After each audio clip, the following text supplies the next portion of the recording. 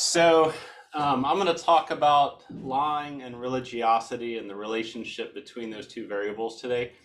Um, this is work that I started with a student of mine, Lindsay White, who's now a PhD student at University of North Texas. And I've also collaborated with Drew Curtis on this. We kind of worked on this topic around the two books that we released over the past couple of years. Um, so, belief in gods and other supernatural entities has been really prevalent throughout all of recorded human history.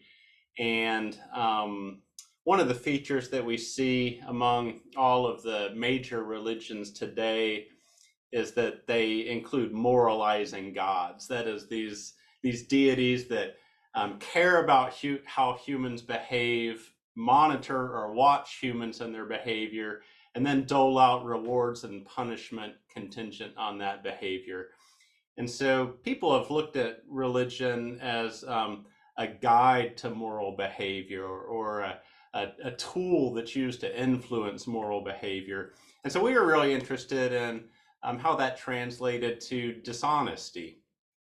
And the idea is that one of the reasons that religiosity may have emerged is that as human societies became larger and larger, it became increasingly difficult for humans to track each other's behavior and monitor behavior and punish and reward behavior. And so one of the theories is that religions really emerged to help deal with that difficulty of tracking and punishing bad behavior. And essentially what human societies have done is they've kind of outsourced that monitoring and punishment to the gods in their various religions. And so now, as long as within a society, most of the individuals hold true to this belief that there's this God that's watching, that's going to punish, people will behave more pro-socially. We see some evidence that this is true, or at least some evidence that fits with that theory. For example, among developing nations, those that hold strong beliefs about hell tend to have a better economic growth, and that seems to be tied to less corruption. And so if we look at all the major religions, they all have honesty as one of their principal virtues. And so for that reason, we thought, well, perhaps there's this link between religiosity and honesty or dishonesty. It turns out when you talk to people, most people around the world believe that holding religious beliefs is central to moral behavior. That is, this belief that believing in God, believing in this moralizing God is what keeps people on the straight and narrow, keeps people behaving morally. That's probably not true. Like if we look at the ancient Greeks, they behaved morally, and their gods really didn't care. If people were cheating on their spouses, they wanted tribute. And so they weren't really moralizing gods like most of the gods we have in major religions today. But we do know that religious people are viewed as being more honest than non-believers. And that's even true if we're learning about someone whose religion we know nothing about. The fact that someone holds religious beliefs, people tend to view them as probably more honest and more moral. And even non-religious people think religious people tend to be more honest and more trustworthy. So there's this link that we see, at least in the beliefs that people have about how religiosity is tied to the honesty or dishonesty of people. And so there's some research looking at religiosity and moral behavior and honesty. And some of these studies have been priming studies. And so that's where we kind of plant the idea of religion into someone's brain, at least temporarily, and examine whether that priming influences their behavior. And so this is carried out by giving people word scrambles where they have to unscramble words, and the words tend to have like religious connotations. And what we see is that, at least in a few studies, priming behavior does influence dishonesty. It reduces cheating behavior. It also increases pro-social behavior like charitable giving, and seems to, at least across a few studies, reduce dishonesty when we prime people with these ideas of religion or of God. But there's also counter evidence, and so in one large replication that Bruno carried out, or at least led, they found that recalling the Ten Commandments didn't really seem to have any effect on lying and cheating. If anything, people who were recalling the Ten Commandments tended to lie and cheat slightly more. So there's mixed evidence here. Now, if we look at just religiosity more broadly, are religious people more moral or more honest? There's some studies that have looked at that. One of the first studies was carried out on juvenile delinquents and found that juveniles who were religious were no more or less delinquent than those who were non-religious, which is really surprising to the authors. And in fact, they thought maybe they had done something wrong in their study, because obviously religious people would tend to behave more morally, but they didn't find that that was true. And probably one of the best studies that's been done on this topic was carried out about 10 years ago, where they randomly pinged people and took some daily activity monitors. And what they did was they measured both moral and immoral behavior that these individuals were engaging in. And this is moral and immoral behavior that was judged by external judges, not by the participants themselves. And what they found was that there really wasn't any link between immoral behavior and day-to-day activities and religiosity. What they did find was that religious people tended to feel worse about their immoral behavior. That is, they were more likely to feel guilt and shame, but that didn't seem to translate into behavior. And so what we wanted to do is carry out a large study looking at this question of whether religiosity, just general religiosity, was associated with lying specifically, things like lying frequency. And so our hypothesis, based on some of the theories we're working with, is that religiosity would be negatively correlated, so that should say lying, where the more religious someone is, the less lying they would report. Now, we controlled for age and social desirability, because both of these historically have been correlated with lying and with religiosity. The older someone gets, the more religious they tend to be, and the less lying they tend to do, and so forth. And so in this first study, we got a group of psychology students who went out into the community and recruited people. So a convenient sample from the general population in the area. Average age was 32. We got almost 300 people. And we measured them on a number of different measures of religiosity. So one was intrinsic and extrinsic religiosity. Intrinsic is just like, I believe, and it's important to me on some internal level. And extrinsic religiosity is, the person adheres to their religion because of, social factors. And then religious commitment and religious practice, we had a few measures, and how important religion was in someone's life. And then we took a number of measures of lying, the lying in everyday situation scale, which just measures people's tendency to lie in a variety of kind of common occurrence situations. How acceptable people view lying, how many lies people have told in the past 24 hours, and then just how frequently they tend to lie generally. And so here's what we found, and just kind of going from the first row, we're looking at how the number of lies someone's told in the past 24 hours correlates with these various measures of religiosity.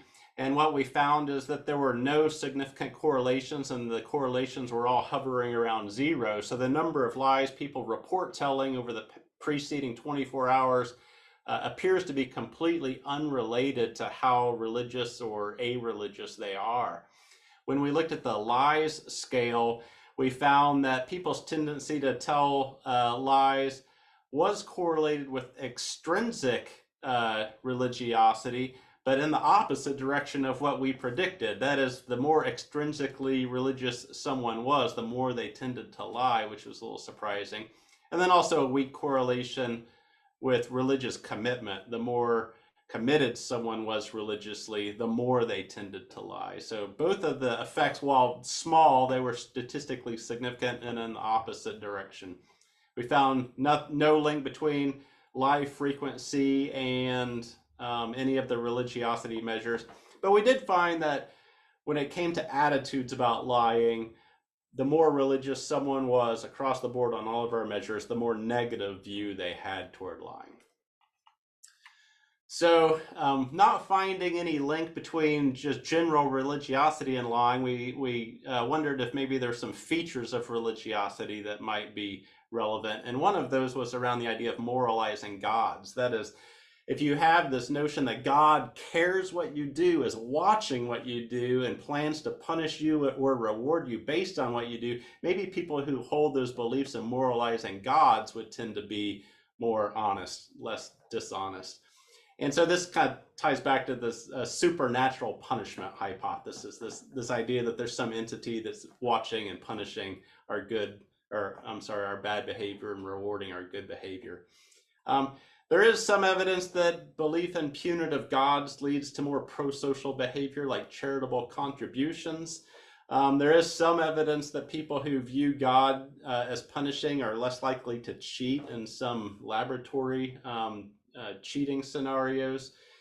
But if you look cross-culturally, there's really kind of mixed evidence about this relationship between moralizing gods and moral behavior. So our second study was to examine this question of whether belief in punitive gods correlates with lying. We also threw in a couple of additional measures where we wanted to replicate this religiosity and lying question, but also looking at atheism, because some people argue that atheism isn't just the absence of religion, but rather is more of a positive view about the absence of a god. And then we also broke down lying into different categories. In the previous study, we just kind of looked at lying as a monolith, and in this study we broke it down into 3 categories. And so we used the same methodology for recruitment, got 122 participants. We had a scale that measures God as either being compassionate or punishing. We had a second scale that measured how atheistic someone was and how religious they were. And then for our lying, we measured self-serving lying, altruistic lying, and benevolent lying, but we also measured the number of lies someone's told over the preceding 24 hours. And so looking at the religiosity and atheism measures, we found no significant relationship between overall lying nor the specific types of lying. All of the correlations were pretty weak. And so we're kind of replicating this finding that there doesn't seem to be a strong link between religiosity and dishonesty. When we looked at belief in a punishing God, we see the same effect. Having a belief in a punishing God versus a compassionate God yielded only weak correlations between the various forms of lying. And so our takeaway is that religiosity or religious beliefs and beliefs in punishing gods doesn't seem to be correlated with lying. We did find that religious people view lying as less tolerable or more immoral, but that didn't seem to translate into any differences in lying behavior. And so the question is, like, why isn't there a relationship? One possibility is that when we look at religious and non-religious people's views on lying, very few in either camp take a deontological perspective. That is, very few of them see lying as universally bad. They tend to take utilitarian perspectives where it really just kind of depends on what the lie is about, who they're lying to, and so forth. And so we seem to make whether people are religious or non-religious, they seem to take a more nuanced view about whether it's okay to lie or not. We also find that people tend to avoid immoral behavior, and it may be the case that people just don't view their lies as immoral. And so, morality or perceptions of morality oftentimes hinge on perceptions of harm. So I view a lie as harmful, then I'll view it as immoral. If I don't view it as harmful, then it doesn't feel like an immoral act. And so we have a bunch of psychological features that help us couch our dishonesty in ways where we don't view them as harmful or immoral. One is moral hypocrisy. If you do it, it's bad, it's harmful. If I do it, it's not as bad. We engage in denial, or we minimize the the extent of harm caused by our lies. We justify it. This person deserved dishonesty, or they didn't deserve honesty. We also make moral allowances. I've been pretty honest all week, so if I tell a lie right here, it's not that bad. It doesn't make me a bad person. And so that's the research we've been conducting on lying for the past I guess year and a half now. And moving forward, we're going to look at a couple of other kind of nuances about how people's religious beliefs might tie into their honesty and their dishonesty. So thanks for your time.